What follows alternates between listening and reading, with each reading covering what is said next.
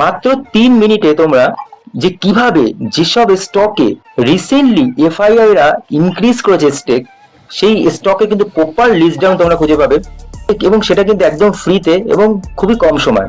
কিভাবে, তো এই ভিডিওটা দেখলে তোমরা পুরোটাই বুঝতে পারবে।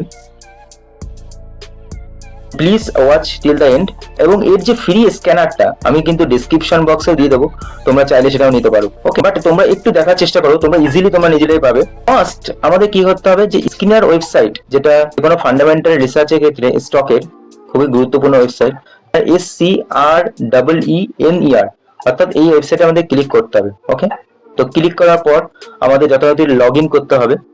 তো যেহেতু আমার লগ ইন আছে, তো আমার অলরেডি অ্যাকাউন্ট আছে, এবং তোমরা এখানে কিন্তু লগ ইন অপশন অর্থাৎ নাম এবং ইমেল আইডিতে তোমরা ওপেন করতে পারো। ওকে, ফার্স্ট আমরা স্ক্রিন, এই যে অপশনটা আমাদের ক্লিক করতে হবে। ওকে, তারপর যেতে হবে সেকেন্ডলি ক্রিয়েট নিউ স্ক্রিন, অর্থাৎ আমরা স্ক্রিনে একটা বিল্ড করব। ওকে, এইবার আমার কোয়ারি বক্স ওপেন হয়ে গেল।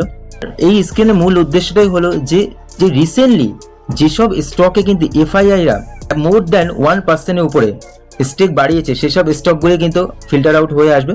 তো তার জন্য আমরা কি করব, প্রথমে আমরা দিতে হবে change in FI holding. Okay, CHANG, change in FI holding. Okay, তারপর কি করতে হবে, তারপর হচ্ছে গ্রেটার দ্যান। ওকে, 1 দিলাম। তারপর নেক্সট দিলাম মার্কেট ক্যাপ। ওকে, মার্কেট ক্যাপ এটা তোমাদের ইচ্ছা মতো দিতে পারো। আমি প্রপারলি দিচ্ছি যে 1000 crore উপরে মার্কেট ক্যাপ, তখন স্মল ক্যাপ থেকে শুরু হবে, যেখানে গুড লিকুইডিটিও পাওয়া যাবে। তো 1000 crore। ওকে, তারপর দিলাম এগেইন অ্যান্ড। ওকে, তারপর আমার আসবে হচ্ছে, আমি রিটার্ন অন ইকুইটি দিচ্ছি একটু, রিটার্ন, তোমরা এটা না দিলেও দিতে পারো, অ্যাভাব 15%। ওকে, এবং আরেকটা দেই যে debt to equity. Okay, debt to equity, তো ডেপ টু ইকুইটি এগেইন যে কোম্পানির ডেপ্ট কম, তো আর একটু ফিল্টার আউট হয়ে যাবে, তাহলে আমাদের আর একটু স্টক কম আসবে, গুড কোয়ালিটি স্টকের দিকে যাবো আমরা। তো অর্থাৎ 0.5% ডেপ্ট ইকুইটি দিচ্ছি, তো নমিনাল ডেপ্ট আছে কোম্পানি এরকম যুক্ত আসবে। তো কি কি দিলাম, অর্থাৎ প্রথমে হচ্ছে change in FI holding 1% above, যেখানে কিন্তু স্টেক বাড়িয়েছে, মার্কেট ক্যাপিটালাইজেশন 1000 crore উপরে, এবং রিটার্ন অন ইকুইটি, অর্থাৎ ইকুইটির উপর রিটার্ন কোম্পানি কামাচ্ছে হচ্ছে 15%, এবং ডেপ টু ইকুইটি 0.5%। এবং নিচে যে দেখতে পাচ্ছ box, only companies with December 2025 result, এখানে ক্লিক করতে হবে। তাতে আমার কি হবে, যে রিসেন্টলি যে এফআইআর ইনক্রিজ করেছে, তো লেটেস্ট ডাটা অনুযায়ী কিন্তু আমার চলে আসবে। তো এরপর আমাদের সিম্পলি রান দ্য কোয়ারিজ করতে হবে। দেখো, রান দ্য কোয়ারিজ করলেই তোমার কিন্তু 23 রেজাল্ট আসছে। দেখো, একটু দেখো, বলে বুঝতে পারবে। তো এতগুলি স্টক ইউনিভার্সের মধ্যে আমাদের 23 মাত্র স্টক এসে গেছে, তাহলে আমাদের কতটা সুবিধা হয়ে গেল, যে কতটা ন্যারো ডাউন হয়ে গেল। তো স্টকগুলি আমাদের কিন্তু মেনলি যেখানে এফআইআই হোল্ডিং করেছে সেটাই আমাদের মেন মোটিভ। তো আমি প্রথম স্টকটাই দিলাম। তো এখানে তোমরা শর্ট আউট করতে পারো যে মার্কেট ক্যাপ অনুযায়ী, ঠিক আছে, এগুলো করতে পারো। বাট আমি জাস্ট সিম্পলি যাচ্ছি ফার্স্ট স্টকে। দেখো, আনন্দ রাঠি ওয়েলথ লিমিটেড। তো আমি প্রথমেই দেখি যে এফআইআর কতটা ইনক্রিজ করেছে। ওকে, ইনভেস্টরে যদি যাই, দেখো, যদি আমরা ইনভেস্টরে যাই দেখতে পাচ্ছি যে 43%, যেখানে প্রোমোটারও ইনক্রিজ করেছে প্রিভিয়াস কোয়ার্টারের তুলনায়, এবং এফআইআরও কিন্তু ইনক্রিজ করেছে 5.56% থেকে 6.66%।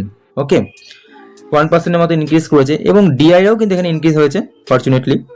জিই ভার্নোভা সেকেন্ড স্টক, একইভাবে এটা 98,584 crore মার্কেট ক্যাপ, এবং দেখছে ডেপ টু ইকুইটিও 0.01%। তোকে যদি ইনভেস্টরে যাই তাহলে দেখতে পাবে যে প্রোমোটার হোল্ডিং 51%, এবং এফআই হোল্ডিং 16.15 থেকে 18.46%, অর্থাৎ মোর দ্যান 2% ইনক্রিজ করেছে।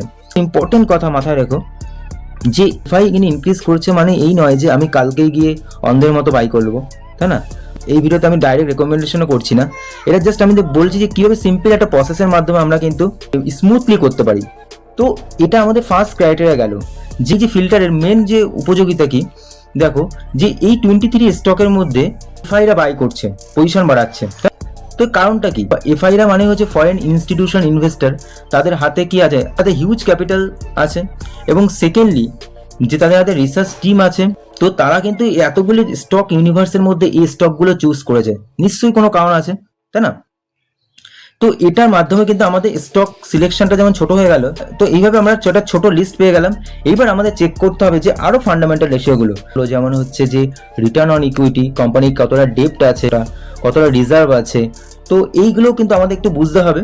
তো তোমরা যদি চাও ডেফিনেটলি কমেন্ট সেকশনে বলো, তো আমি কিভাবে একটা স্ক্রিনারটার মেন জিনিসগুলোকে যদি আমরা একটু জানতে পারি, সেইগুলো দেখেও কিন্তু আমরা কিন্তু অতি সহজে কিন্তু স্টক সিলেকশন করতে পারি, যেটা ফান্ডামেন্টাল অ্যানালাইসিস বলি আমরা।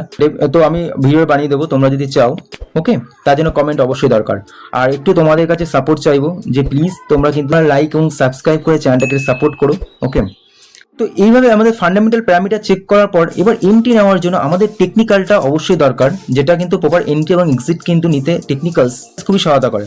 তো টেকনিক্যালি আমার কি দেখবো, যে স্টকে কিন্তু আপট্রেন্ড আছে কিনা, ভলিউমে বাইং হচ্ছে কিনা, এবং স্টক মুভিং এভারেজ উপরে আছে কিনা। আলটিমেটলি এইসব ক্রাইটেরিয়াগুলো দেখে আমরা কিন্তু তারপর আমরা কিন্তু এন্ট্রি নিতে কিন্তু পারি স্টকে। তো আমরা যদি জিই ভার্নোভাটা দেখি, সিম্পল ক্রাইটেরিয়া কাজে লাগিয়ে গুড কোয়ালিটি স্টক কিন্তু আমরা পেতে পারি। সিম্পলি মুভিং এভারেজ যেটা দেখতে পাচ্ছ, শর্ট টার্ম, মিড টার্ম এবং লং টার্ম মুভিং এভারেজ এখানে দিয়ে দিয়েছি। তো পরে একটা আমি ভিডিও বানিয়ে দেবো। তো দেখতে পাচ্ছ যে স্টক কিন্তু clearly huge up trend. Even দেখো নিফটি কারেকশনে চলছে, বাট স্টক দেখতে পাচ্ছ অল টাইম হাইতে ট্রেড করছে, ভলিউমও কিন্তু স্টকে আছে। তো দেখো এইভাবে কিন্তু আমাদের প্রপারলি প্রসেস অনুযায়ী যেতে হবে, তাহলে তোমরা ডেফিনেটলি স্টক মার্কেট থেকে একটা হেলদি অ্যামাউন্ট কিন্তু ডেফিনেটলি একটা আর্নিং করতে পারবে। So keep learning and keep growing. Bye bye.